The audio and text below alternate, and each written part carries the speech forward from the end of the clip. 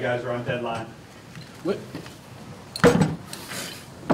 George, just some opening thoughts on you guys finding a way to win and the job looked well did in that fourth quarter. I mean, I gotta say, I lost my dear aunt yesterday. My mom's sister. She was like a second mother to me. I know she's with our Lord and Savior right now, and I just wanted to say that. I didn't even tell the guys. I didn't want them to worry about anything else. But going to the game, it's hard to coach when you're sitting down. I'll tell you that when you're not used to it. Fourth quarter, 21-11. Okay, LaQuill turned in to the dog we knew he can be and is often.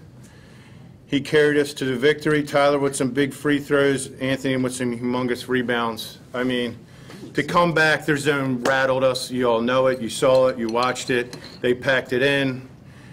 They must have watched the films on the game we lost. They did a great job. They're well coached for that. They didn't want to get into a track meet with us. So just so proud of the guys. I mean, these three came here 2 years ago. Now to win back-to-back state titles, I am overwhelmed with joy and so proud for these three guys. LaQuill, you're nuts. I know it. I love you.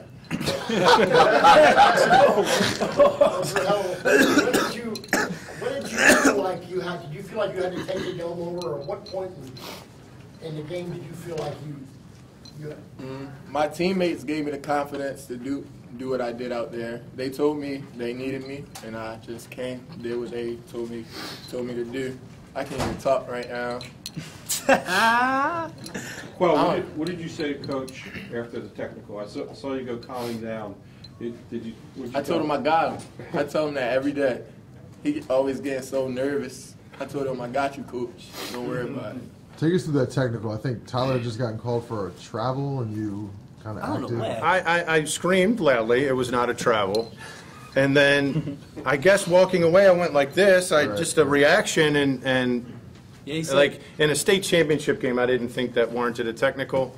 You know, a humongous game. I didn't go nuts. I didn't run on the court, whatever. But the guys did a great job. My assistants did a great job because, you know, and then once you know it happened, it's like, all right, maybe that we can get some energy out of this. So, you know, I was upset because I didn't think it was warranted, but the guys, the coach, everybody stepped up big time after that. I think that was only one of the weeks. It might have been saving. Yeah. Yeah, only one of the week. I mean, yeah, I mean, they let us play earlier. There's a lot of bumping, you know, and that's good. You want the players to win the game. But, man, I don't know if that was warranted. Can you just talk about the effort that LaQuill had and just in such a big game in the fourth quarter, just for him to be able to stay poised and close out and really kind of take over?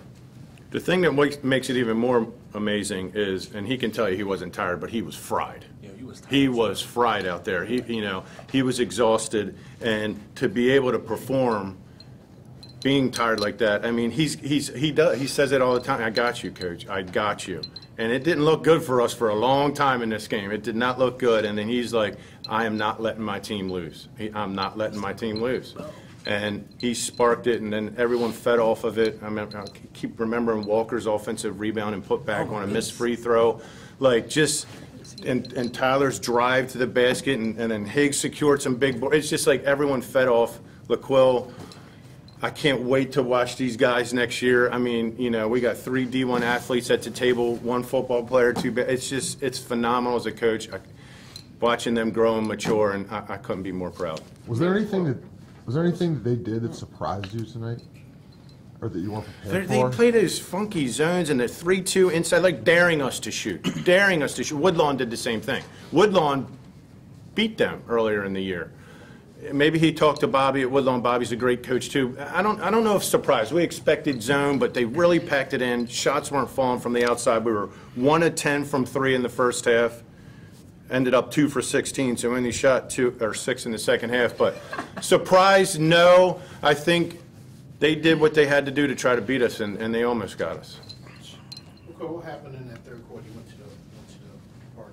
Was it just a cramp? No, My neck got caught on. I don't know what happened. I can't even explain it. My neck was just hurting for a little bit. I had to get myself together. What's the mindset in the fourth quarter? What were you thinking when you guys were down? It's like I gotta bring my team with me. I gotta go get it. If I don't go get it, who's gonna go get it? So just had to pull them with me. And I knew they was gonna follow. As soon as I sparked it off, they was gonna come with me. That's how it's been for 3 years now. Tyler, That's just how it is. Sorry, Tyler, and then Will did this. Basically took the rope and led you guys to water. That's probably, in all 4 years, the best I've seen him play. All honesty, man, I can't really explain what he was doing out there. He started taking over big time. Like, he had something like 10 straight points. I was counting by myself, something like that. Anybody got that? More than 13. More than that, 13 straight points? Wow. Wow. He came down, and I was telling the whole team, we don't need threes. He came down, sized him up, shot the three. Thank the Lord it went in. Nothing. I think that was our first lead in forever. Put us up 1. Man, I can't explain. He always likes to say he's Kyrie Irving. Try to model Kyrie Irving. That was like Kyrie Irving out there. Hell of a game. Talk about your free throws, man. And you hit some. You played pretty well yourself down the stretch. At the end of the day, when I go to the free throw line, I always think it's just a free throw, man. Like, I know I had to make them. We needed those points, and at the end of the day, it's just a free throw. I take my time. I think I used almost all 10 seconds for my free throws. I just take my time, just knock them down. That's all it is. These two, man.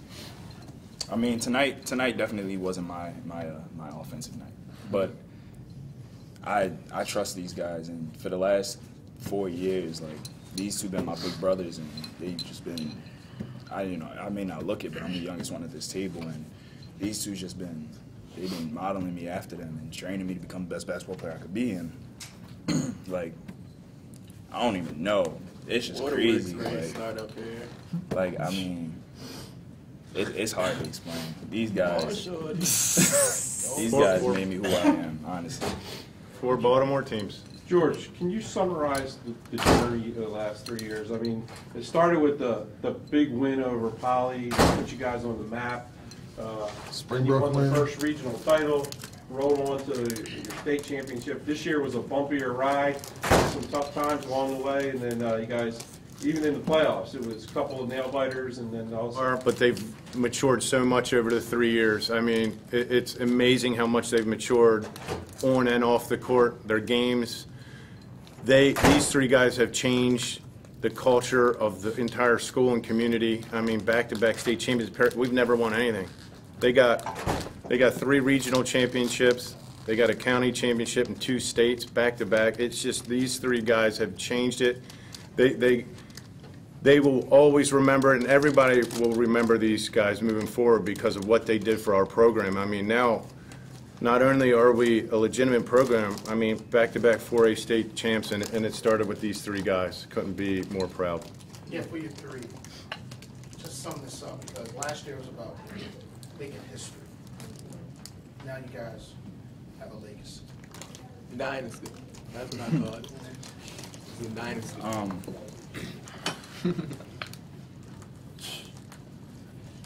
It's like a movie. Yeah, that's what we always say. That's essentially what it is for us. We always talk about how much our lives have become a movie, and we try to adapt and become that. We become the storyline for that. Coming into our sophomore year, our mindset from the jump was the state championship. Do any of the 3 you know who the last 4A team to win back-to-back state championships was?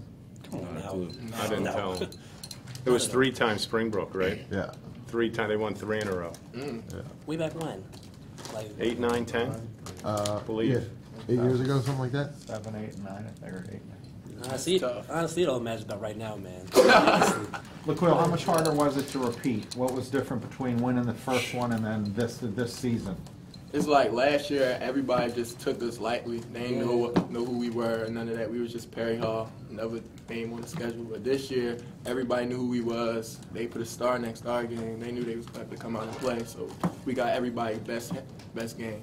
Like every time they came out with their best every time. It always seems like coming in the last 2 years, we weren't supposed to win it. We weren't supposed to get as far as we even did. And to get that far, and like, it's just the way we get out there, coming in as an underdog every time, we just come out there to work. But then this year, everybody had us supposed to win except Kyle. I know we didn't have us winning, but I know like as veterans, it seems like with every team that came out with this playoff, it seems like they played their best game and gave us their best shot. And luckily, we was able as veterans, and we were very battle tested. We took their best shot and came back with a better one. Very battle tested. Oladapo, did you play him straight up and then double him, or what did you have anything I don't even know. special? I mean, the plan was straight up with LaQuill. I mean, LaQuill got 2 early ones. We switched the zone for a while, you know, throw him a different look. I mean, we knew and we wanted to focus on stopping him. And we did a decent job. He had a good stat line, 18 and 14. 18 and 14.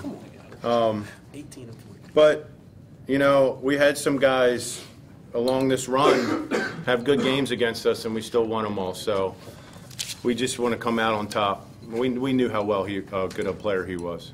Question for you. Saw you encouraging young Anthony Walker after the game. You seemed a little bit upset with how he played, maybe. I don't know. I'm just thinking from outside it. What would you tell him, and what do you think the future holds for him? I told him that we've been here. Like this is the first actual game. You know, he was a part of the playoff run last year. He contributed some great minutes last year. But this is the first playoff run that he had to play the entire games, and he was one of those big players. And I told him, like, sometimes it's just not going to be a night. It wasn't my night as well. And you know, we got guys. We always have each other's back. So you know, it's your turn to start your dynasty. It's your turn to start your story. Walker might be the best out of all of us. I ain't gonna lie. Yeah, he got a lot of potential. His potential's so high, man. Dog. I'm not sure if you guys seen it, but there was one play on the opposite side. He probably got his own rebound about 5 or 6 times. Like, and then he the has that heart. block, his head was over the rim. Yeah, he was blocking every shot, getting big rebounds. His athleticism is incredible. And if he puts the time into the gym to get a better handle, and get his shot better than what it is, he's going to be disgusting. He has all the potential, all the heart in the world. That man's he's going to be a problem next year. And I appreciate it.